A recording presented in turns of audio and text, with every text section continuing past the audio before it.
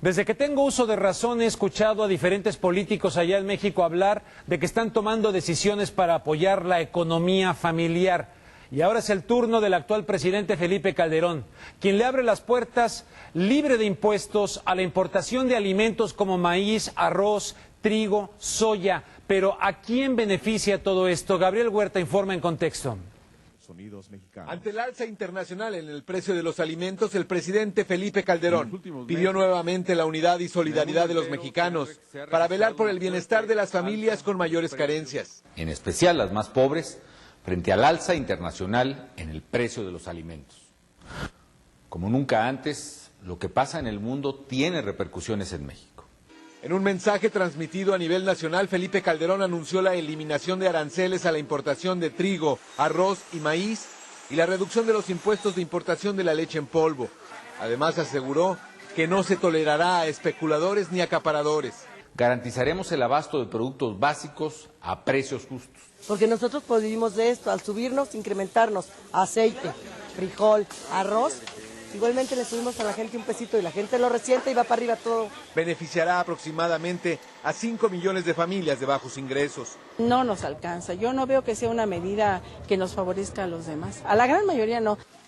Las medidas causaron reacciones diversas en todos los sectores sociales y analistas y miembros de la oposición las calificaron como populistas y demagógicas, asegurando que básicamente impulsan la importación de alimentos, pero no la autosuficiencia productiva. No es en proporción a lo que suben los artículos a lo que les aumentan el sueldo a los trabajadores. Sobre la reactivación del campo mexicano, el presidente destacó que se dará un impulso sin precedentes para crear infraestructura agrícola en 200,000 hectáreas, así como apoyos para importación de insumos para productores avícolas y ganaderos, lo que también fue cuestionado por organizaciones campesinas y sindicales independientes, que señalaron que en el fondo solo servirán de incentivo para las transnacionales y los grupos de acaparadores. Gabriel Huerta, en Contexto.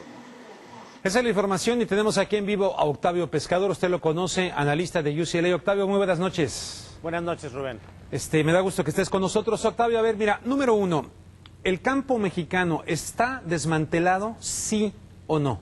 Se escuchan críticas terribles del campo mexicano y eso es, decir campo mexicano es decir alimentos. ¿Sí está desmantelado? Por supuesto, desde la Revolución Mexicana se peleó para que no fuera transferible esa tierra más que a las personas de una familia, porque es subsistencia lo que representa la tierra, representaba la tierra en México. Una familia vivía de ello y por eso no se podía vender. Al desmantelar la institución del ejido, que nunca se implantó con rigor estricto a lo largo del país, se pierde esa posibilidad de que haya subsistencia en la economía familiar por esos pequeños terrenos. Bueno, te hacía esta pregunta del campo mexicano que está desmantelado porque se habla mucho del tema y también que el Tratado de Libre Comercio no le benefició. ¿Es verdad o es mentira? ¿El Tratado de Libre Comercio benefició al campo o no?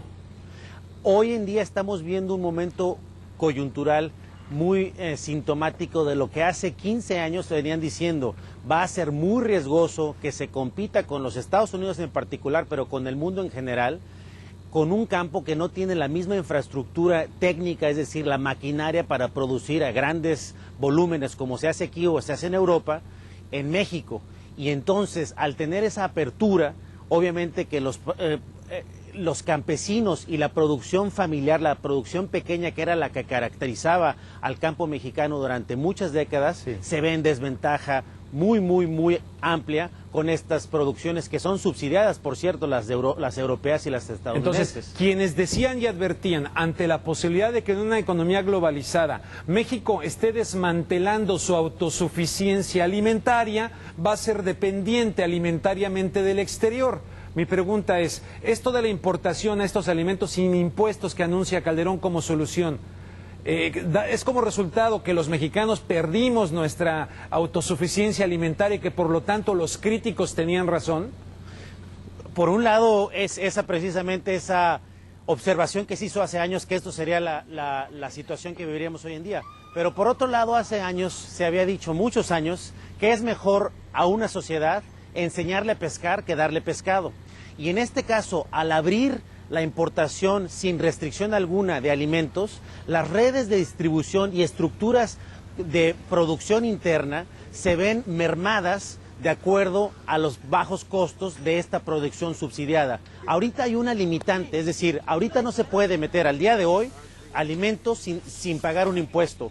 Entran, se abren estas restricciones, esas redes de distribución van a cambiar de naturaleza y aquellos que están pudiendo generar más ingresos para su cadena o para su red de distribución van a preferir mantener este status quo que se les abre con esta coyuntura. Y hay que aclarar, Rubén, si han incrementado los precios durante los últimos 2 años. Sí.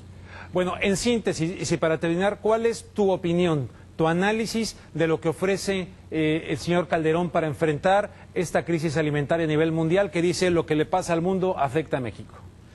Por un lado, se puede ver como que sí es una medida coyuntural, oportunista para ganar voluntades y decir, vamos a con un paliativo, con una medida de corto plazo, no permitir que se nos venga abajo la economía de las familias más pobres, que son 30 millones de mexicanos que dedican el 60% de su ingreso para la alimentación. Eso es un argumento.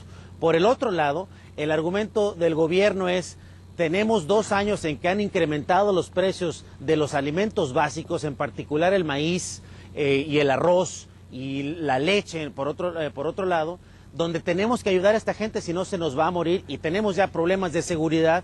¿Por qué queremos tener un problema de seguridad alimenticia, de comida en realidad? ¿Por qué queremos hambruna si lo podemos evitar? Y aquí el argumento es, ¿dónde quedaron los excedentes petroleros si se están utilizando para esto?